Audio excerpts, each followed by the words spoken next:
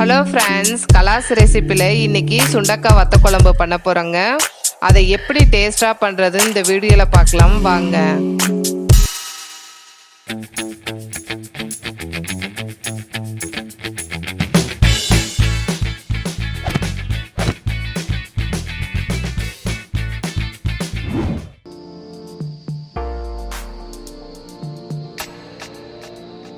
நீட்டு மிளகா 10 எடுத்து வச்சுருக்கேங்க. இதில் 5 மிளகா விதை எடுத்துட்டு சேர்த்துக்கலாம். காரம் கம்மியாக இருக்கிறதுக்காகங்க.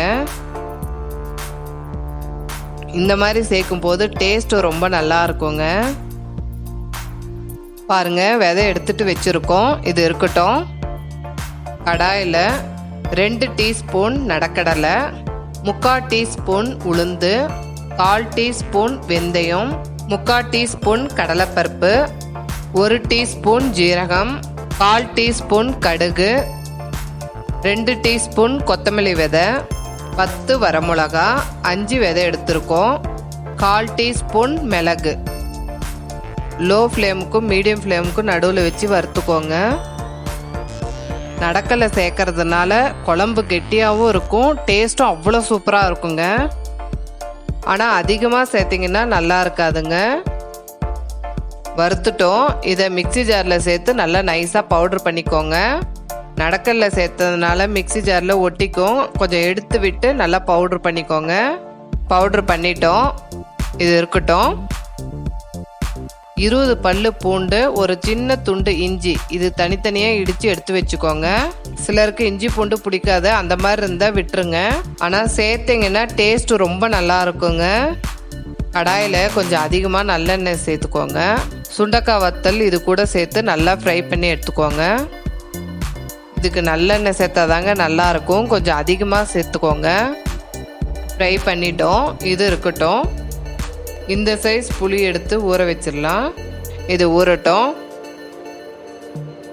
அதே கடாயில் 1/4 டீஸ்பூன் வெந்தயம். வெந்தயம் கண்டிப்பாக கலர் சேஞ்ச் ஆகணுங்க, இல்லைன்னா கசப்பு வந்துடும். வெந்தயம் பாருங்கள் கலர் சேஞ்ச் ஆகிடுச்சு. 1/4 டீஸ்பூன் ஜீரகம். ஜீரகம் பொரிஞ்ச உடனே கடுகு, உளுத்தம் பருப்பு, கொஞ்சம் கருவேப்பிலை, இடித்து வச்சுருக்க இஞ்சி பூண்டையும் இது கூட சேர்த்து நல்லா வதக்கிக்கோங்க.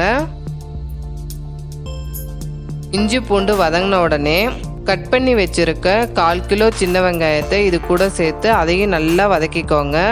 முடிஞ்ச அளவுக்கு இது சின்னதாக கட் பண்ணிக்கோங்க. இது அப்ராக்சிமேட்டாக 1/4 கிலோ.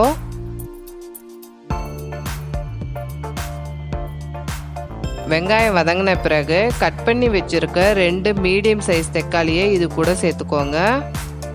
பவுட்ரு பண்ணி வச்சிருக்க மசாலா, 1/4 டீஸ்பூன் மஞ்சள், இது எல்லாத்தையும் சேர்த்து நல்லா கலந்து விட்டுக்கோங்க.